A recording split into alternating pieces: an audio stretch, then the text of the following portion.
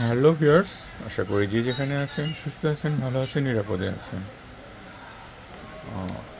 একটা capacitor board লাগিয়েছি। আমি চেষ্টা করেছি সঠিকভাবে লাগানোর জন্য, তবে লাগানোর পর একটু প্রবলেম হয়েছিল। সেটা হচ্ছে যে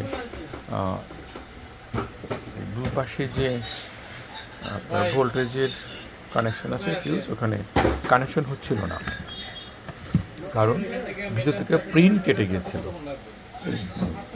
যেখান থেকে ভিতর থেকে প্রিন্ট কাটা।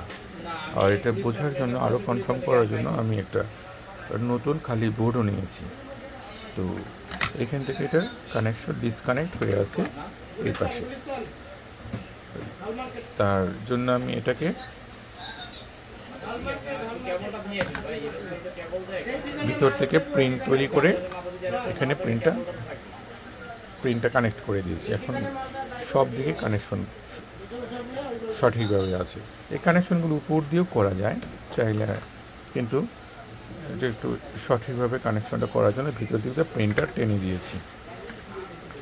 এখন নতুন একটা ছোট্ট একটা প্রবলেম দেখা দিয়েছে, সেটা হচ্ছে যে এখানে একটা ফিউজ ভাঙা দেখতে পেলাম। ক্যাপাসিটর লাগানোর সময় দেখলাম যে এখানে একটা ভাঙা আছে। এটা লাগানোর সময় যে হঠাৎ করে একটা শব্দ হলো, হালকা করে ফেটেছিল।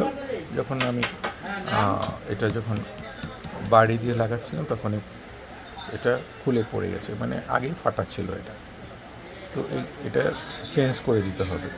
আর পাশেরটা মোটামুটি ভালো আছে, তারপর আমি ডিসকানেক্ট করে দেখব। শুধু এখানে আমার এখন এটা লাগানো বাকি আছে। এটুকু ভিডিও করার কারণ হচ্ছে যে আমরা যখন এটা ক্যাপাসিটর কানেকশন করি, তখন অবশ্যই দেখে নিতে হবে যে আমার দুই পাশের সমস্ত কানেকশনগুলি ঠিক আছে কি না মিটার দিয়ে।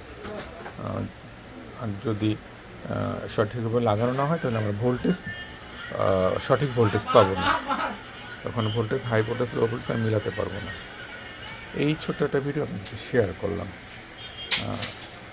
সবসময় তো আসলে ছোটো ছোটো কাজগুলি দেখানো হয় না, বা সুযোগও হয় না। তো এবার একটু সুযোগ হলো কাজের ফাঁকে এই ছোটো ছোটো কাজগুলো দেখানোর জন্য। Thank you for watching.